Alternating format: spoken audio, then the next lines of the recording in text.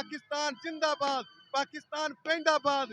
आप देख रहे हैं कि गुजरांवाले माल में गुजरांवाले के पहलवान, गुजरांवाले के बब्बर शेर ये जश्न मना रहे हैं। पाकिस्तान जिंदाबाद, पाकिस्तान का मतलब क्या, ला इलाहा इल्लल्लाह।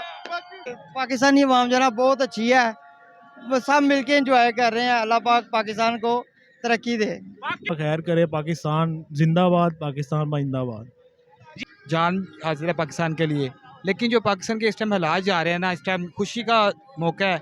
बहरहाल पाकिस्तान जिंदाबाद। और आज हम और मेरी पूरी टीम मॉल ऑफ गुजरांवाला में आई है जश्न आज़ादी को सेलिब्रेट करने के लिए। और जो कल की मसरूफियतें हैं वही हैं कि आर्ट्स काउंसिल में भी परफॉर्मेंस हैं और बहुत ढेर सारी परफॉर्मेंस है। यहाँ पे बड़ी आतिशबाजी का मुजाहरा किया गया जिससे एक पैगाम जाता है, एक मैसेज जाता है पूरी दुनिया को कि पाकिस्तान एक जिंदा कौम है।